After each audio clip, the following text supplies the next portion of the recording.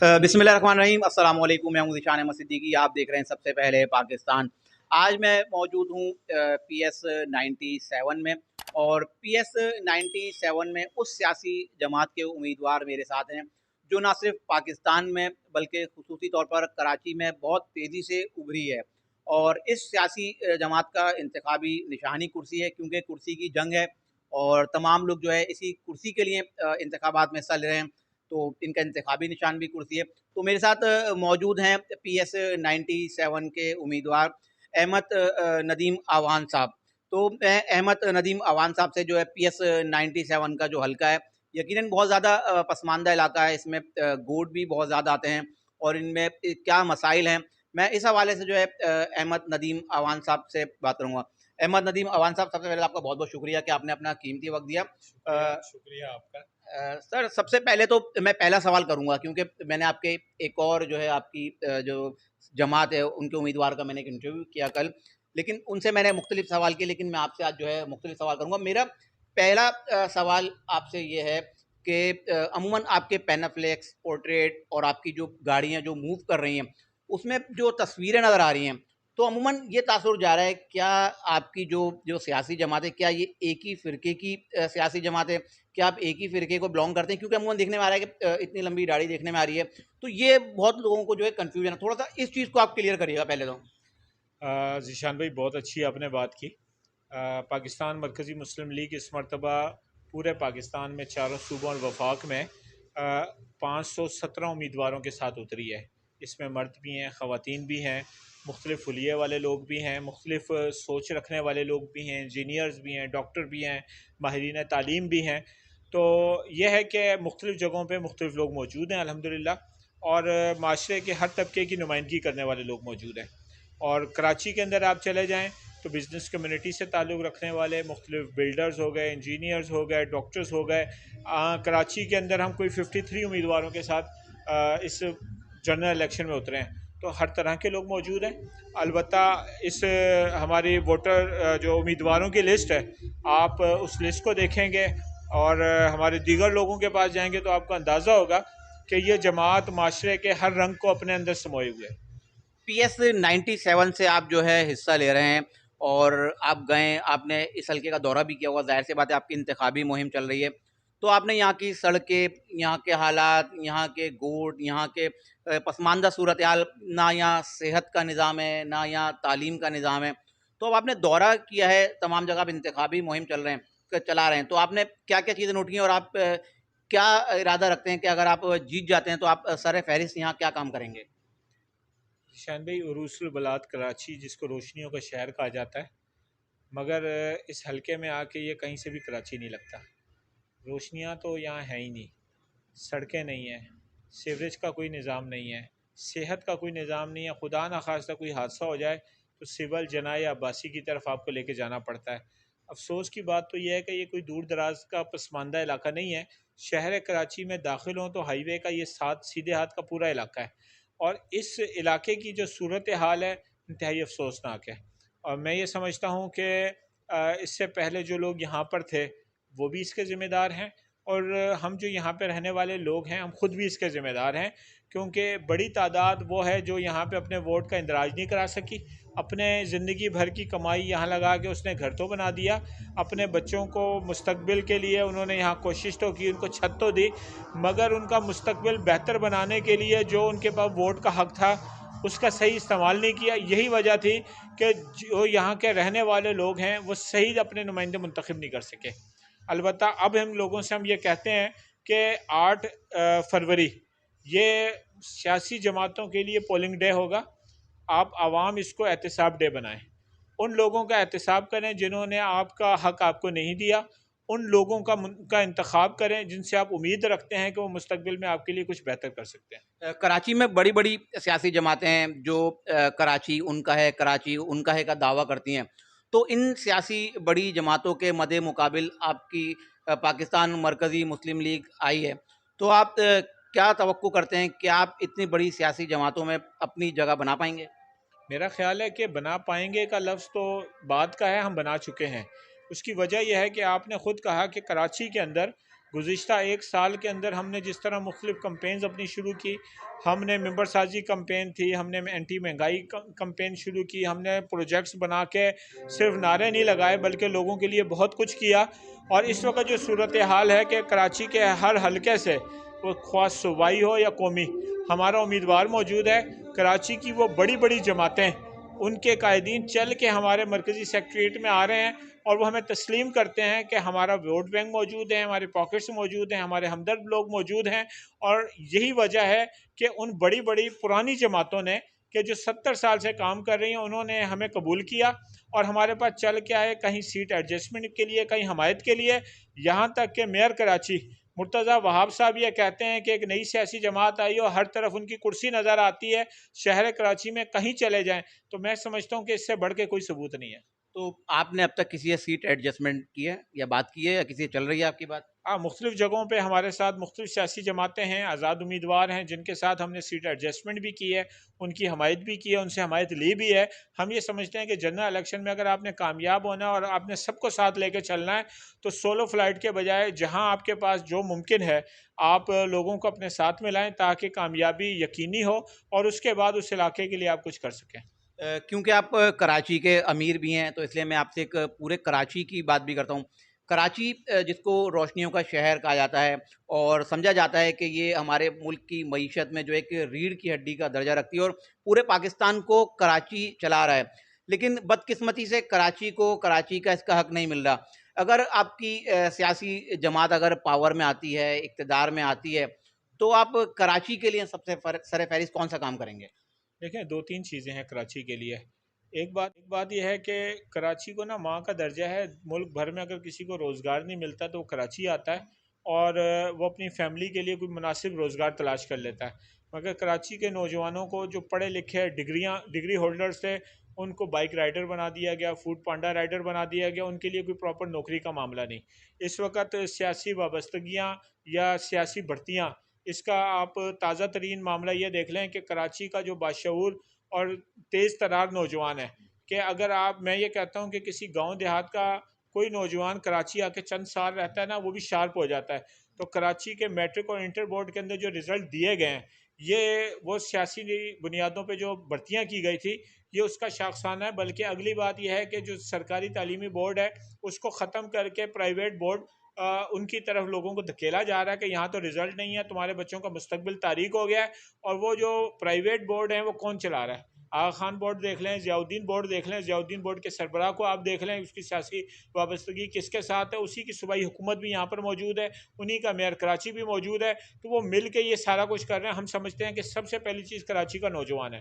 کراچی کے نوجوان کو روزگار فراہم کرنا اور اس کی صلاحیتوں کے مطابق جو ہے نا اس سے کام لینا. کیونکہ اگر کراچی مضبوط ہوگا، پاکستان مضبوط ہوگا، پاکستان مضبوط ہوگا تو عالم اسلام مضبوط ہوگا. اور دوسری بات یہ ہے کہ کراچی پاکستان کا معاشی ہب ہے. یہاں کے جو کاروباری لوگ ہیں ان کو کوئی تحفظ نہیں ہے. زندگی بھر کی محنت ہوتی ہے، بھتے کی پرچی آ جاتی ہے، دھمکی آ جاتی ہے، پھر اسی طرح سرکاری قسم کے جو ہے نا ان کے اوپر کیسز بنا دیے جاتے ہیں. ہم چاہتے ہیں کہ امپورٹ ایکسپورٹ کے حوالے سے، دیگر تمام معاملات کے حوالے سے ہم اپنے کاروباری جو طبقہ ہے اس کے لیے وہ مواقع فراہم کریں. کیونکہ نوکری کے ساتھ جو ہے نا آپ زندگی بھر ایک محدود اس پہ چلتے ہیں. کاروبار ہوگا تو کاروبار کے ساتھ نئی روزگار کے مواقع فراہم ہوں گے.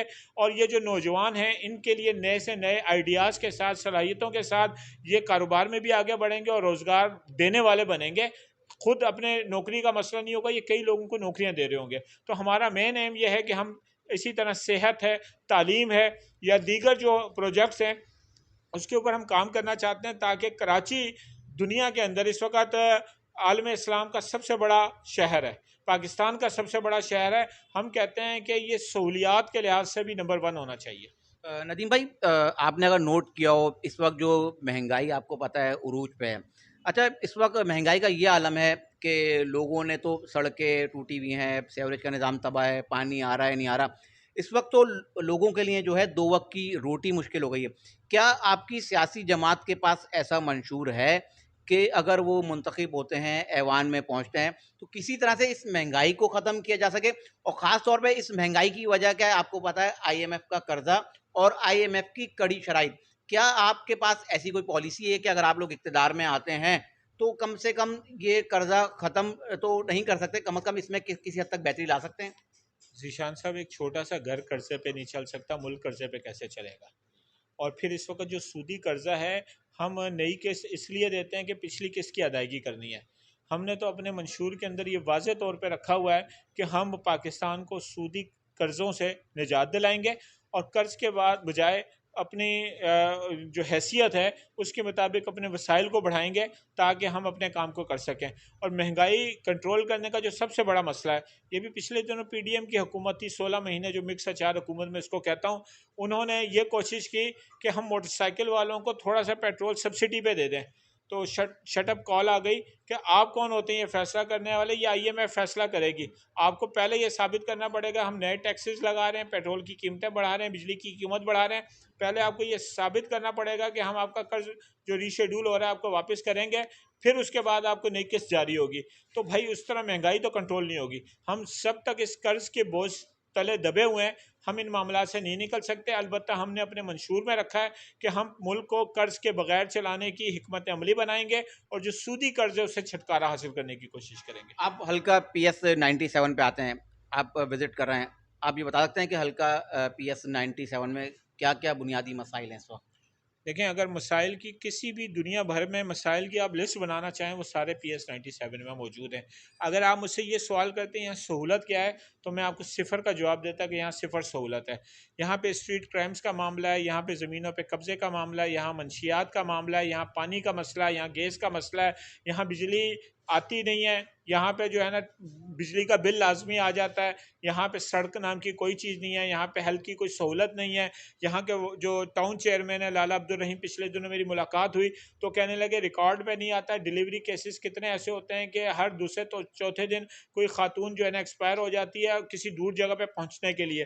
اس علاقے کے لوگوں کو روزگار کے لیے سٹی ایریا کی طرف جانا پڑتا ہے، ہائی وے ہمارے پاس موجود ہے، اللہ نہ کرے یہاں کوئی حادثہ ہو جائے، ایمبولینس سروس نہیں ہے، کوئی قریب ایسا ہو سرکاری ہاسپٹل نہیں کہ جہاں پہ اس کا علاج ہو سکے، اسکول نام کی کوئی چیز نہیں، اگر چند سرکاری اسکول ہیں تو کھنڈر بنے ہوئے ہیں، تو کھیلوں کے میدان نہیں ہے، کوئی ایسی چیز نہیں ہے کہ جس کے اوپر میں آپ سے یہ بات کروں کہ یہاں پہ کچھ موجود ہے۔ میں اگر مختصر یہ کہوں کہ ہم نے تھرپارکر میں، بلوچستان میں، سندھ کے دور دراز علاقوں میں جا کے کام کیا، ہم کہتے ہیں کہ شاید ان علاقوں کی صورتحال اس سے زیادہ بہتر ہے جو یہاں پہ صورتحال بدتر ہے، اور اگر کسی کی آنکھ پہ پٹی باندھ کے یہاں اتار دیا جائے، اس کو گھما پھرا کے بتایا جائے کہ بتاؤ گیس کرو یہ کون سا شہر ہے، وہ کبھی بھی یہ نہیں ماننے کو تیار ہوگا یہ کراچی ہے۔ اچھا، یہ بتائیں کہ آپ کا جو حلقہ ہے اس میں زیادہ تر گوٹ ہیں، اچھا گوٹ میں زیادہ تر یہ شکایات رہتی ہیں کہ یہ انتھرائزڈ ہیں، غیر قانونی ہیں، آئے دن جو ہے یہاں مشینریز لگ جاتی ہیں ان گوٹوں کو توڑنے کے لیے، تو اس حوالے سے آپ کا بھی شکایت آئی ہوں گی، اس پہ آپ نے کوئی پالیسی ترتیب دی ہے یا اس پہ آپ نے کچھ سوچا آگے کے لیے؟ دیکھیں، پہلی بات تو یہ ہوتی ہے کہ جب یہ گوٹ آباد ہو رہے ہوتے ہیں اس وقت ہماری بلڈنگ کنٹرول اتھارٹی کے لوگ کہاں ہوتے ہیں، ہماری سرکاری لوگ کہاں ہوتے ہیں جن کی ملی بھگت کے ساتھ یہ ساری چیزیں ہو رہی ہوتی ہیں۔ میں کہتا ہوں کہ ان آبادیوں کو بلڈوز کرنے سے پہلے ان لوگوں کو پکڑنا چاہیے کہ جن لوگوں نے ان کو اجازت دی تھی۔ دوسری بات یہ ہے کہ لوگ مارے مارے پھرتے ہیں کہ اس علاقے کو لیز کر دیا جائے، تو اس حوالے سے سرکاری پالیسی بننی چاہیے۔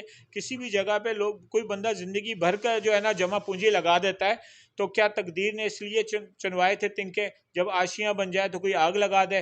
اب ایک غریب بندہ پورے زندگی کی محنت بنا کے ایک گھر بنا لے اور اس کے بعد اس لیے بلڈوزر آ کے وہاں پہ کھڑا ہو جائے کہ یہ علاقہ جو ہے وہ لیز نہیں، تو ان افسران کو پوچھنا چاہیے جن کی یہ ذمہ داری تھی۔ البتہ لوگوں کو مواقع دینے چاہیے، لوگ ہر طرح کے ٹیکسز بھرنے کے لیے تیار ہیں، ہر طرح کے جو سرکاری ادائیگی ہیں وہ کرنے کے لیے تیار ہیں، اس کے لیے کوئی اچھی حکمت عملی بننی چاہیے تاکہ یہ جو گوٹ ہیں ان کو لیز کیا جائے اور لوگ یہاں پہ سکون کے ساتھ اپنی پراپرٹی کے اوپر اپنا گھر بنا کے زندگی بسر کر سکیں۔ تمام سیاسی جماعتیں اکثر دعویٰ کرتی ہیں کہ ہمیں جو انتخابی مہم کے دوران جو دشواری کا سامنا ہے، کیا آپ کو کسی طرح کی دشواری کا سامنا ہے انتخابی مہم بالکل، کے دوران؟ بہت زیادہ اس وقت بھی دشواری کا سامنا ہے۔ سب سے پہلی دشواری کا سامنا تو پاکستان پیپلز پارٹی کی طرف سے ہے کہ جو پورا سال بلدیاتی الیکشن کے بعد علاقے کے اندر ترقیاتی کام نہیں کیے، اس وقت جگہ جگہ وہ اپنے ترقیاتی کام کو شروع کر کے اپنی پارٹی پرچم لگا کے انتخابی نشان لگا کے کام کر رہی ہے، جو الیکشن کمیشن کے ضابطۂ اخلاق کی کھلی خلاف ورزی ہے۔ میں نے اس کے اوپر اپلیکیشن آر او کو، ڈی آر او کو، دیگر جگہوں پہ بھی لگائی ہے کہ اس کام کو رکنا چاہیے۔ دوسری بات، یہاں پہ اسٹریٹ کرائمز بہت زیادہ ہیں اور ہر روز ہمارے کارکنان لٹتے ہیں، کسی کا موبائل، کسی کی موٹر سائیکل، کسی کے پاس سے بٹوا پرس پیسے چلے جاتے ہیں.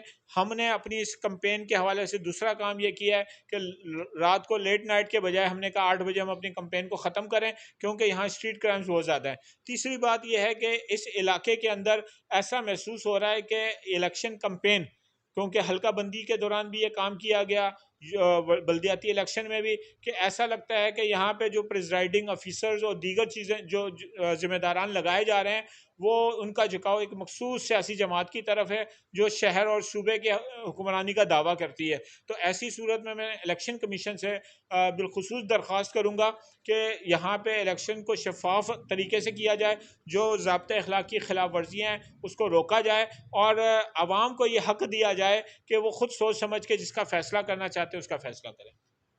کیونکہ ابھی آپ کی نئی جماعت ہے اور آپ اگر الیکشن لڑتے ہوئے تو آپ کو پتہ ہے اس طرح سے آپ کامیابی حاصل نہیں کر سکیں گے, لیکن اگر جتنے بھی آپ کے جو ہے ممبر جو ہے صوبائی یا قومی اسمبلی میں پہنچتے ہیں تو آپ کیا سمجھتے ہیں کون سی سیاسی جماعت اس وقت بہتر ہے جس سے آپ اتحاد یا الحاق کر سکتے ہیں؟ میرا خیال ہے یہ قبل از وقت ہے یہ بات. اس کی وجہ ہے کہ یہ بھی تو دیکھنا پڑے گا کہ اور کون کون سی اسمبلیوں میں پہنچ رہی ہیں.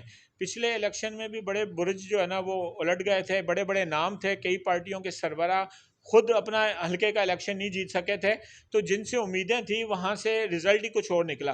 تو میں سمجھتا ہوں کہ سب سے پہلے تو 8 تاریخ مکمل ہونی چاہیے, پراپر رزلٹ آ جانا چاہیے, اس کے بعد یہ دیکھا جائے گا کہ کون اسمبلی میں اور کس کے ساتھ بیٹھنا. ندیم بھائی, ہمارے چینل سب سے پہلے پاکستان کے توسط سے آپ جو ہے PS 97 کی عوام سے کیا اپیل کریں گے کہ وہ احمد ندیم بھائی کو جو ہے ووٹ کیوں دیں؟ اس میں نا میں لوگوں سے اس دفعہ ہمارا سلوگن ہے کہ شعور کو ووٹ دیں, اور میں لوگوں سے یہ کہتا ہوں کہ آپ سوچ سمجھ کے ووٹ دیں, لوگوں کا ماضی دیکھیں, جس کا ماضی اچھا تھا اس کا مستقبل اچھا ہوگا. اور ہمارا انتخابی نشان کرسی ہے, اور پاکستان مرکزی مسلم لیگ نے اس حلقے کے اندر بھی اس سے پہلے مختلف پروجیکٹس کے اوپر, مختلف مہمات کے اوپر جس طرح عوام کے لیے بڑھ چڑھ کر کام کیا ہے, تو یہ یقین رکھیں کہ یہ ایسے لوگوں کی جماعت ہے کہ جو آگے بڑھ کر بھی ان کاموں کو آگے بڑھائے گی. اور اگر اختیار ان کے پاس آ جائے گا, اقتدار ان کے پاس آئے گا, سرکاری بجٹ ان کے پاس آئے گا, تو وہ مکمل طور پہ اس علاقے میں ان کے لیے لگے گا. میں تو ان سے مختصر کہوں گا کہ آپ ووٹ اپنے مستقبل کو دیں, اپنے بیوی بچوں کو دیکھیں, اپنے علاقے کے مسائل کو دیکھیں, اور ان لوگوں کو منتخب کریں جن کا ماضی تابناک تھا. بہت بہت شکریہ. میرے ساتھ موجود تھے احمد ندیم آوان صاحب. ان کا منشور بھی سنا اور ان کا کام بھی سنا اور ان کے شکوے بھی سنے. بہرحال فیصلہ تو اب 8 فروری کو یہ ہونا ہے کہ یہ لوگ کرسی پہ بیٹھتے ہیں یا نہیں بیٹھتے. انشاءاللہ کسی اور حلقے میں نئے امیدوار کے ساتھ میں پھر حاضر ہوں گا. تب تک کے لیے اجازت دیجیے. اللہ حافظ.